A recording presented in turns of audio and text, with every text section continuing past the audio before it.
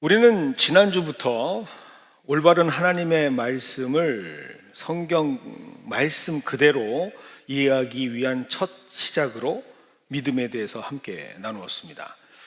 가장 우선적으로 믿음에 대한 정의를 시작했죠. 히브리서 11장 1절입니다. 믿음은 바라는 것들의 실상이요 보이지 않는 것들의 증거다라고 함께 우리가 나누었습니다. 그런데 이 말씀의 뜻은 어떤 말씀이다라고 우리가 함께 나누었을까요? 우리가 바라는 것이 아니다라는 것을 배웠습니다.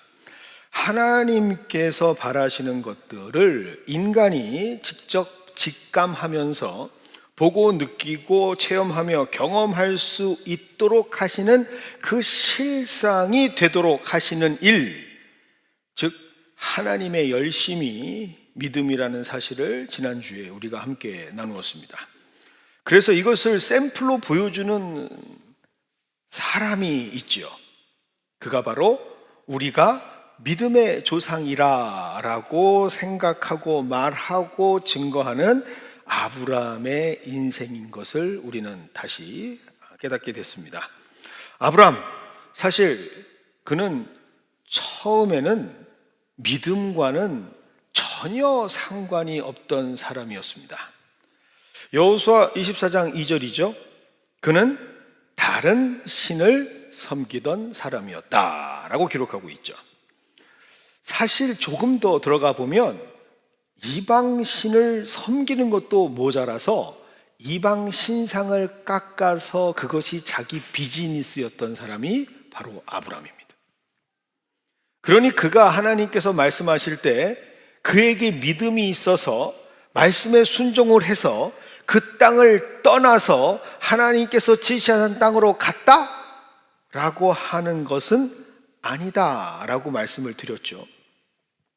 여호수아 24장 3절 말씀 기록되어 있습니다. 하나님께서 이끌어내어 주셔서 그 땅 가나안으로 갈 수 있었던 겁니다. 그의 믿음, 그의 노력, 그의 열정으로 간 게 아니에요. 누가? 하나님께서 그를 이끌어내어 주셔서 그 땅에 가게 했다라고 기록하고 있습니다. 사도행전 7장 4절 역시 분명히 기록되어 있죠. 하나님께서 아브라함을 거기 이방 땅에서 지금 너희 사는 이 땅 가나안으로 옮기셨기 때문이다. 이렇게 성경은 말하고 있습니다. 여러분, 공통점이 뭐라고 말씀드렸죠? 지난주에 여호수아도 그렇고 지금 스데반 집사도 그렇고 죽음을 앞두고 하나님께서 마지막으로 진실을 선포하는 그 자리에서 아브라함이 누구였다라고 분명하게 성경은 말하고 있다는 사실이죠. 결국 이 모든 것을 통해서 우리가 함께 깨닫게 된 결과는 성경이 정의하고 있는 믿음이란 하나님께서 우리를 위해 일하시는 것, 다시 말하면 하나님께서 우리를 향하신 하나님의 열심이 바로 믿음이다라고 우리가 정의를 하게 된다라는 사실이죠. 오늘은 두 번째 시간으로 계속해서 이 믿음과 이 믿음을 설명하고 있는 아브라함의 인생을 통해서 그럼 과연 또 믿음은 무엇이고 이것이 정확히 우리에게 알려져야 하는 이유가 무엇인지를 함께 나누는 시간을 갖도록 하겠습니다. 먼저 오늘 주신 말씀 히브리서 11장 6절의 말씀 다시 한번 보겠습니다. 믿음이 없이는 하나님을 기쁘시게 하지 못한다 라고 기록되어 있습니다. 자, 오늘 말씀에서 선포하고 있는 믿음의 정의는 아주 명료하죠. 믿음은 무엇이다? 믿음은 하나님을 기쁘시게 하는 것이다 라고 기록되어 있습니다. 그러니 당연히 믿음이 없으면 하나님을 기쁘시게 할 수가 없는 거죠. 여러분, 왜 부정문으로 쓰여져 있느냐? 이것은 믿음의 의미를 강조하기 위한 문학적 기법입니다. 자, 그리고 이것이 뭐죠?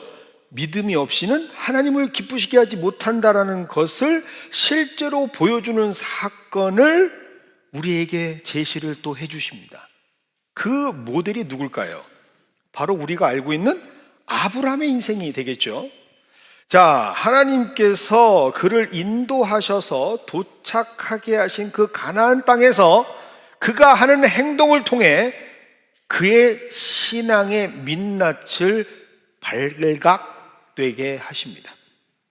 굉장히 중요한 표현입니다. 제가 많이 쓰는 표현이기도 하고, 우리의 신앙의 민낯을 발각시키시는 거예요. 드러나게 하시는 거죠. 자, 창세기 12장 10절입니다. 그 땅에 기근이 들었으므로 아브라함이 애굽에 거류하려고 그리로 내려갔으니. 자, 아브라함, 그가 하나님께서 인도하신 가나안 땅에서 보여준 하나님을 향한 첫 번째 리액션이 뭘까요? 고난을 만날 때 고난을 피해서 도망가는 겁니다. 기껏 하나님께서 저 이방 땅에서 택하셔서 부르셔서 손수 붙잡으셔서 떠나게 하셨는데, 사실 알고 보면 직접 그 땅에 도착한 것도 아니고 하란이라는 땅에 잠시 머물면서 쉬면서 갈팡질팡 갈까 말까 고민하고 있는 그에게 다시 나타나셔서 비로소 어떻게든지 그 가나안 약속의 땅에 발을 들여놓게 하셨는데, 그가 하나님께 보여드리는 첫 번째 반응이 뭐라고요? 도망가는 거예요. 고난 만났더니 난 몰라요. 도망갑니다. 자, 오늘 성경을 좀 유심히 살펴볼 필요가 있습니다. 성경이 이런 단어를 쓸 때는 우리가 더 집중하며 볼 필요가 있어요. 왜냐하면 성경이 아주 확실하고 분명하게 이 상황을 통해서 고발하려고 하는 의도가 있기 때문입니다. 다시 12장 10절에 말씀 중에 아브라함이 애굽에 거류하려고 라고 하니 거류의 동그라미를 크게 하세요. 거류하려고. 오늘 말씀 보면 아브라함이 잠시 기근을 피하고자 라는 말 없습니다. 아브라함이 더 큰 내일을 도모하고자 믿음으로 잠시 이런 말도 없어요. 뭐라고 기록되어 있죠? 거류. 여러분, 이 거류라는 단어에 하나님께서 그 아브라함의 이동 목적이 무엇인지를 정확하게 지적하고 계시는 거예요. 여러분, 거류가 뭐예요? 거류. 우린 다 알아요. 거류. 만약 그가 돌아오려고 하는 마음이 단 1%라도 있었으면 단어가 어떻게 바뀌어야 되죠? 체류하려고. 이해되세요? 무슨 얘기인지? 우리 이민자들은요, 이런 설교할 때 전 너무 신나요. 왜? 우리만 아는 바이브. 여러분, 체류, 그 뜻이 뭔지 아십니까? 비자. 여러분, 비자를 받을 때 체류 기한이라는 걸 줘요. 그렇죠? 언제부터 언제까지. 그러니까 체류는요, 저 사람이 돌아갈 의도가 있다라는 것을 확인해 주는 거예요. 그래서 만약에 아브라함이 돌아갈 마음이 1%라도 있었으면 저 단어 안 쓰십니다. 그렇죠? 근데 돌아갈 마음이 없어요. 그러니까 뭐라고 쓰시죠? 거류. 여러분, 거류라는 말은 영주권을 뜻하는 거예요. 비자 생활 아니에요. 영주권 생활이에요. 조금 있으면 시민권 따는 생활이죠. 이게 굉장히 중요해요. 성경은 여실히 지금 이 문제를 가지고 신랄하게 지적하고 있는 겁니다. 아브라함이 그가 얼마나 믿음이 없는 존재였는가를 보여주는 거예요. 자, 오늘 말씀을 한번 대입해 보겠습니다. 믿음이 없이는 하나님을 기쁘시게 못하나니. 자, 이제 이해가 되십니까? 절대로 믿음 없이는 하나님을 기쁘시게 할 수가 없어요. 자, 그렇다면 하나님 입장에서 우리 아브라함을 한번 바라보겠습니다. 만약에 여러분이 하나님이시라면 그렇게 기껏 끌고 와서 약속의 땅에 내가 정착하게 하려고 하는데 여전히 이런 모습 보이고 있다면 여러분 어떤 마음 드시겠어요? 일부였으면 온라인만 안 나오면 막 누구한테 물어보고 막 그럴 텐데 여러분 어떤 마음 드시겠어요? 저는 말씀 준비하면서 뭐 이런 녀석이 다 있어, 뭐 이따위가 다 있어 라는 마음이 확 들던데요. 여러분들은 마음이 하나님 같으신가 봅니다. 그런데 말입니다, 정말 하나님은요 별로 기분이 나쁘지 않으셨던 것 같아요. 실망하셨다라는 표현도 없어요. 그냥 당연하게 여기시는 거예요. 당연하게. 왜요? 아브라함의 상태, 아브라함의 영적인 그 수준, 그가 원래 믿음 없다라는 것을 누구보다 잘 아시는 분이 바로 우리 하나님이시기 때문에 실망하지도 않아요. 화도 안 나요. 오늘 말씀을 하시는 장본인이 하나님이시니까 그래, 원래 그런 거야 라고 하나님께서 말씀하십니다. 그러면서 당연히 믿음이 없는 아브라함, 나를 기쁘게 할 턱이 있나 허 하시는 것 같아요. 이게 바로 우리 하나님의 모습입니다. 그렇다면 하나님께서는 이제 이 상황을 어떻게 끌고 가실까? 오늘 본문 말씀에 기록되어져 있습니다. 다시 히브리서 11장 6절입니다. 하나님께 나아가는 자는 반드시 그가 계신 것과 또한 그가 자기를 찾는 자들에게 상 주시는 이. 여기까지 여러분 말씀을 쭉 잘 보십시오. 하나님께서는요 이제 아브라함에게 어떤 일을 행하시는가?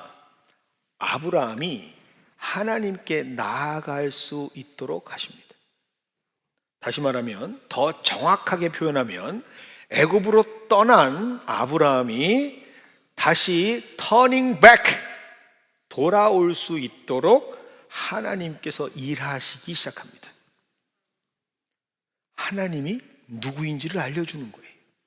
그리고 그 알려주는 일을 통해서 하나님을 믿을 수 있는 자가 되게 하시는 사건이 기록이 됩니다.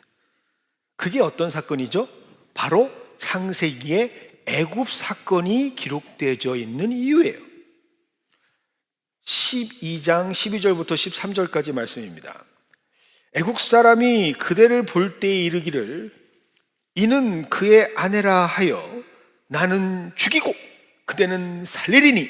13절 원하건대 그대는 나의 누이라 하라. 그러면 내가 그대로 말미암아 안전하고 내 목숨이 그대로 말미암아 보존되리라. 성경 보고 말씀 준비하면서 저는 정말 화딱지가 나더라고요. 남자 망신 다 시킨다. 매번 이 말씀을 보면서 느끼는 마음이에요. 야, 정말이지 못났다. 제가 아브람보다 정말 그래도 조금 낫다라고 하는 건 이 부분이에요. 난 이렇게는 안 삽니다. 죽으면 죽으리라. 뭐 이렇게까지 살아야 됩니까? 부인한테 당신 때문에 살기를 원해. 치졸하게 진짜 천하의 못난 놈이에요. 그런데 이런 아브라함을 하나님께서는 어떻게 하시는지 성경에 뭐라고 기록되어 있습니까? 질타 한 번 안 하세요. 단 한마디도 아브라함에게 하지 않으세요. 여러분, 이게 진짜 중요한 포인트예요. 그 어디에도 하나님께서 막 화를 내시고 역정을 내시면서 불순종의 대가를 치러야 하느니라, 내지는 어디 한번 뜨거운 맛 좀 보아라, 이렇게 말씀하신 곳이 없어요. 오히려 응징을 누구에게 하십니까? 애꿎은 바로에게 응징을 하십니다. 창세기 12장 17절입니다. 여호와께서 아브라함의 아내 사레의 일로 바로와 그 집에 큰 재앙을 내리신지라. 심지어 바로한테만 재앙을 내린 게 아니라 그 인타이어 패밀리, 그 집 자체를 그냥 재앙을 내려버리신다는 거예요. 여러분, 엄격한 기준에서는 저는 바로의 변호인이 되고 싶어요. 아니, 바로가 뭘 잘못했는데? 바로 억울하지 않겠습니까? 거짓말은 누가 했죠? 아브라함이 했죠. 그런데 왜 내가 이런 피해를 당해야 됩니까?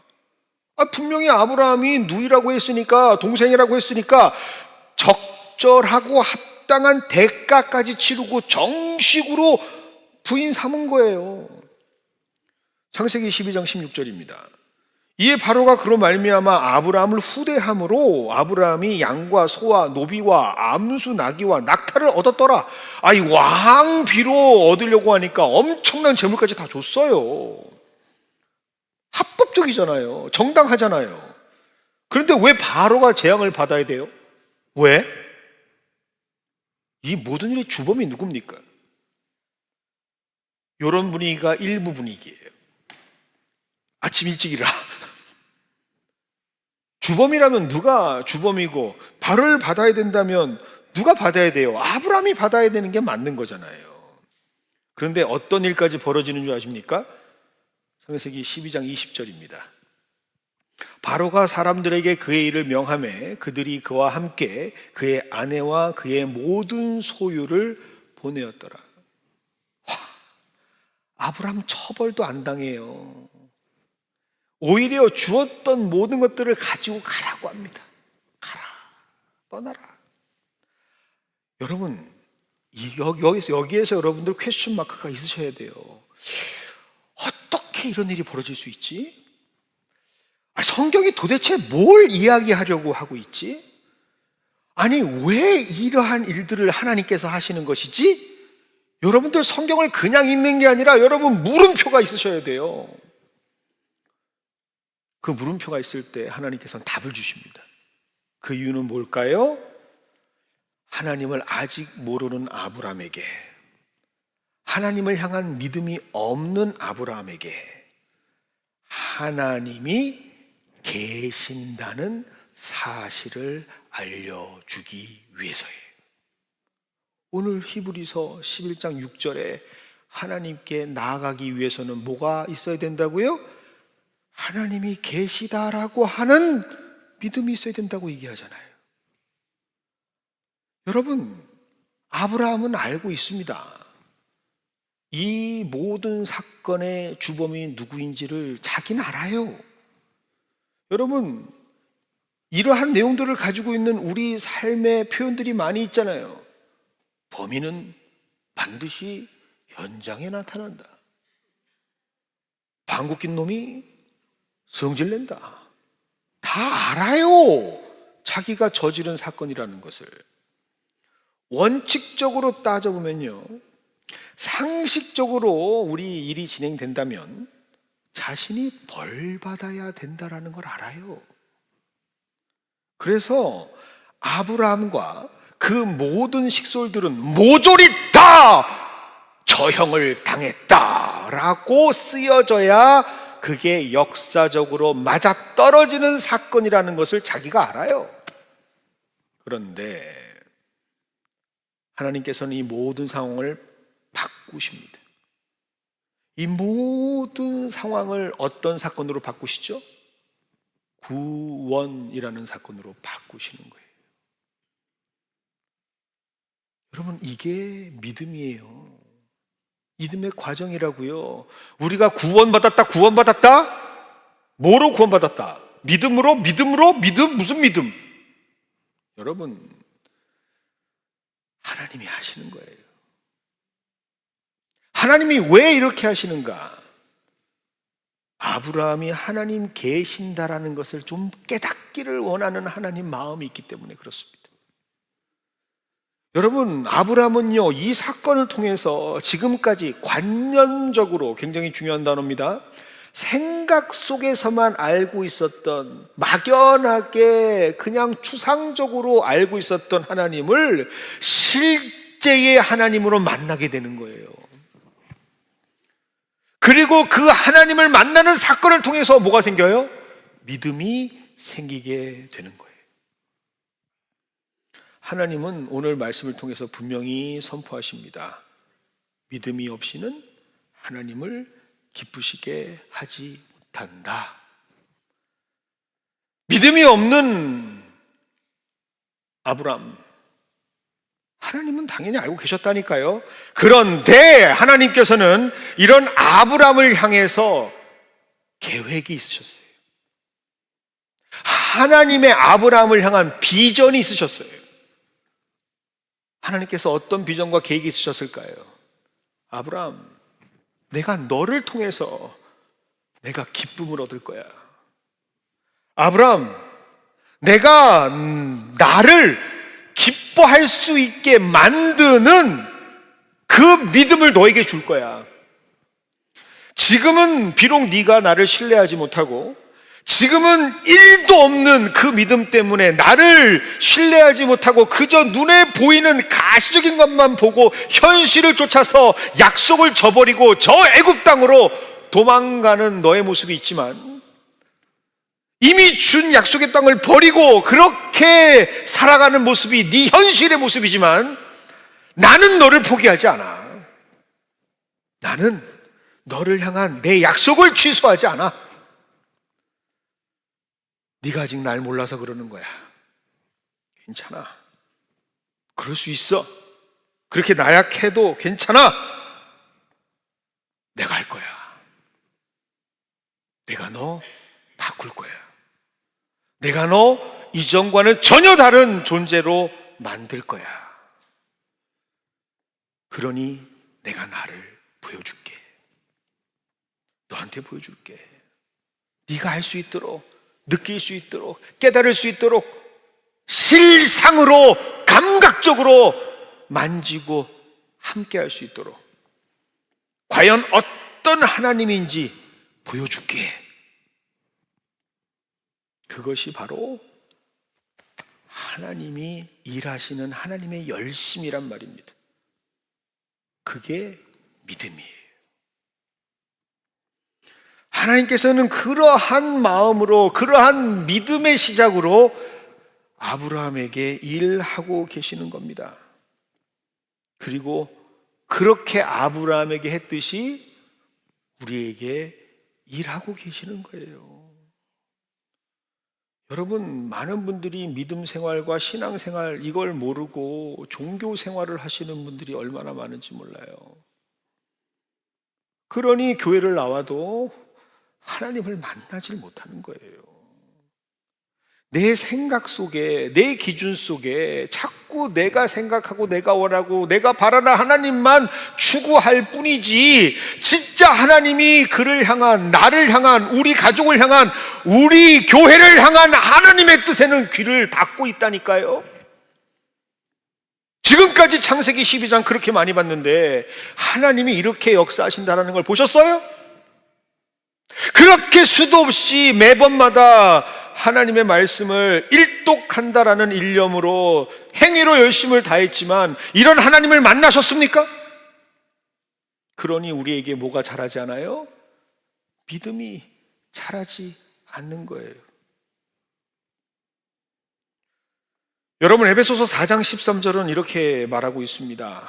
우리 모두가 다 하나님의 아들을 믿는 것과 아는 일에 하나가 되어 온전한 사람을 이루어 그리스도의 장성한 분량이 충만한 데까지 이르리니. 여러분, 하나님께서 진짜 우리를 향해서 원하고 계시는 계획과 비전이 뭔지 아십니까? 우리가 다 하나님을 믿는 것과 아는 것에 하나가 되어서 온전해지는 거예요. 그래서 우리가 그리스도의 장성한 분량에 이르기까지, 여기서 장성한 분량, 그리스도의 장성한 분량이라는 뜻은 예수님께서 하나님의 뜻을 아시고 하나님을 믿음으로 자신의 삶을 하나님의 뜻을 이루는 삶으로 살았던 그 자리까지 우리가 올라갈 수 있도록, 우리가 그 자리에 설 수 있도록 하나님께서 우리를 이끌어 가시는 것이 우리를 향한 계획이라는 거예요. 우리를 향한 비전이라는 겁니다.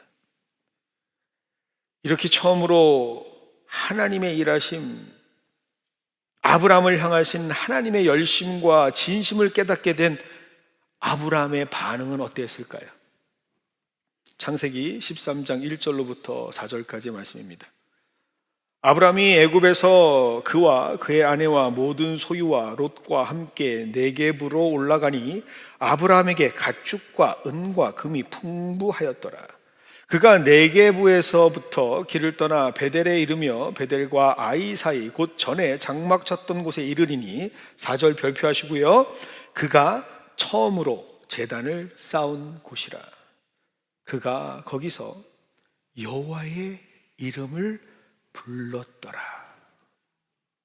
여러분, 아브라함이 진짜 하나님을 만나고 나서 보인 반응은요, 4절에 여호와의 이름을 불렀더라 라고 하는 말씀이에요. 여러분, 사실 조금 성경을 아시는 분들은 갸우뚱하실 겁니다. 어디서 봤는데? 맞아요. 창세기 12장 바로 앞장에 가면 8절에 이렇게 기록되어 있습니다.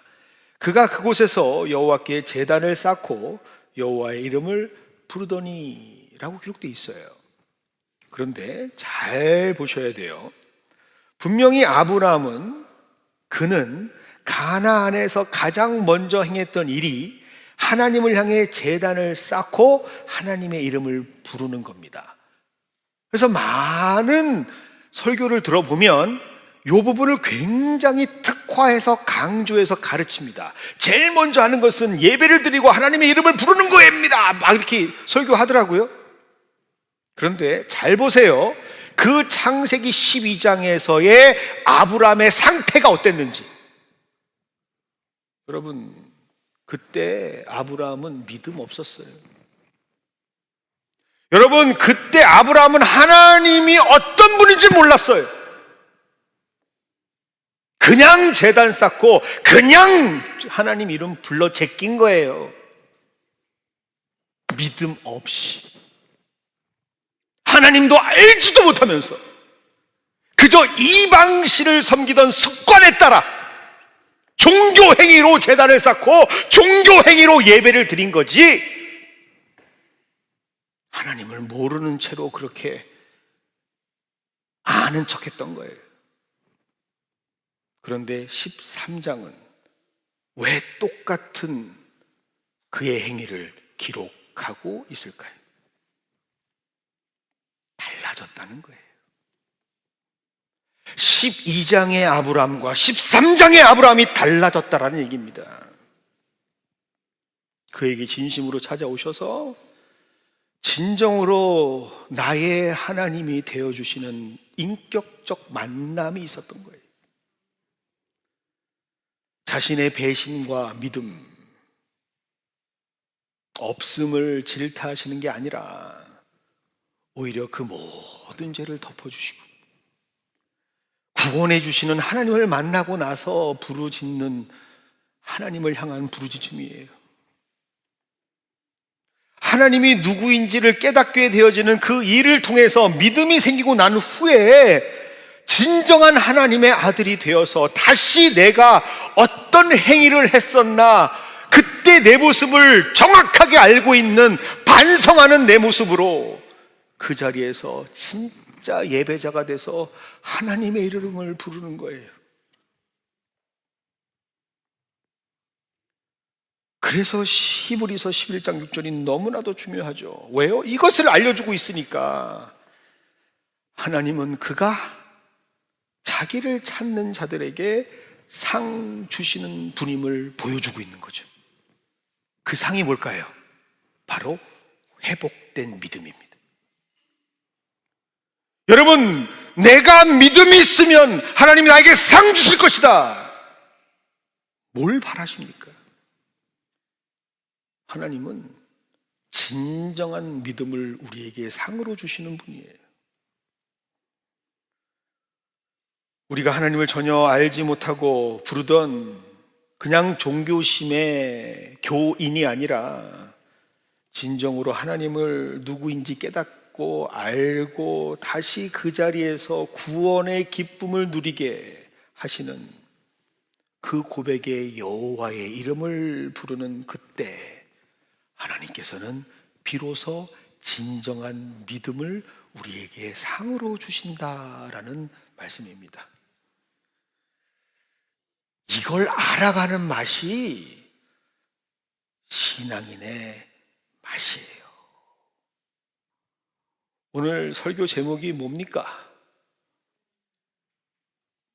그러지 마시고. 오늘 설교 제목이 뭐예요?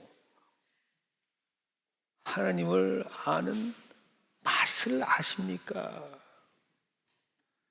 여러분, 2025년 이 맛을 좀 알아가시는 우리 모두가 되기를 원합니다. 여러분, 로마서 5장 20절은 이렇게 선포하고 있습니다. 율법이 들어온 것은 범죄를 더하게 하려 함이라. 그러나 죄가 더한 곳에 은혜가 더욱 넘쳤다라고 기록되어 있습니다. 여러분, 죄가 더한 곳에 은혜가 넘친다? 이게 무슨 말입니까? 그게 바로 오늘 말씀이에요.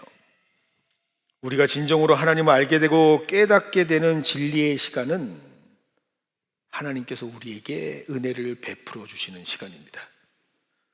그리고 우리의 죄를 덮어주시죠.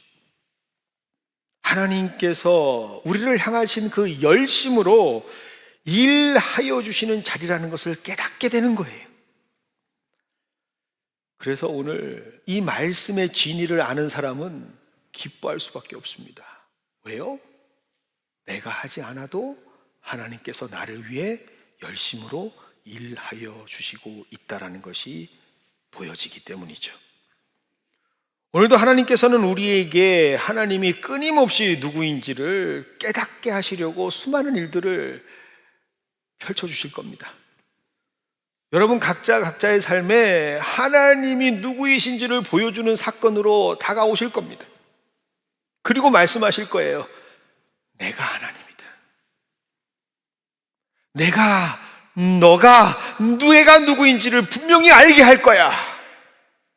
그래서 어제와는 다른 하나님을 알아가는, 오늘보다는 내일 또 다른 모습으로 나에게 알려주시는 그 하나님을 맛보는 진정한 신앙의 참맛을 누리는 저와 여러분이 되기를 원합니다. 그게 있어야 우리가 우리의 행위로 기뻐하는 것이 아니라 하나님이 주시는 은혜로 기뻐하는 삶을 살아갈 수 있습니다. 여러분, 그 기쁨의 삶, 신앙의 참맛을 누리는 저와 여러분이 되시기를 주님의 이름으로 축원드립니다. 그 마음을 가지고 함께 이 시간 다 함께 일어나서 찬양하겠습니다.